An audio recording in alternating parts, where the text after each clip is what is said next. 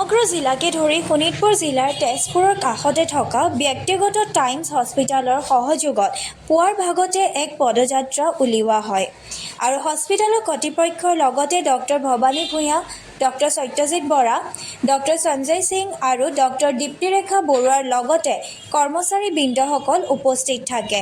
ইয়াৰ পিছতে হস্পিটালৰ সমীপৰ পৰা মাজগাঁও শ্বহীদ বাকৰি প্ৰাংগণত পদযাত্ৰা কৰি সমাপ্ত হয়। এই উপলক্ষে মধুমেহ ৰোগৰ বিষয়ে কিছু কথা জানিব দিয়ে।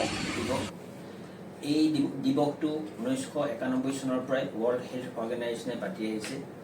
ইয়াৰ উদ্দেশ্য হ'ল কি আমি ডায়েবেটিছ ৰোগীসকলৰ বিষয়ে বা ডায়েবেটিছ বেমাৰটোৰ বিষয়ে আমি সকলো মানুহ সজাগ হ'ব লাগে। ডায়েবেটিছটো অকল দৰৱ খাই কমাব নোৱাৰি। আমি এই বিষয়ে যিবিলাক অসুবিধা পায় সেই অসুবিধাবিলাকৰ কাৰণেও আলোচনা কৰিব লাগে। আৰু এইবাৰৰ থিমটো হৈছে কি ব্ৰেকিং দি বেৰিয়াৰ, ব্ৰিঙিং দি গেপ।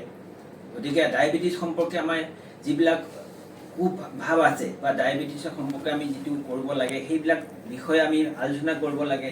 ডায়েবেটিছটো যিহেতু আমি লাইফষ্টাইল ডিজিজ হয়, গতিকে সেইকাৰণে আমি খোজকাঢ়িব লাগে, আহাৰবিলাক সীমিত পৰিমাণে খাব লাগে, ফাষ্ট ফুডবিলাক খাব নালাগে, যেতিয়াই তেতিয়াই যিকোনো বস্তু খাব নালাগে আৰু নিয়মিত পৰিমাণে আমি সুষম আহাৰ খালে ডায়েবেটিছটো আমি সাধাৰণতে ভালদৰে কণ্ট্ৰল কৰিব পাৰোঁ।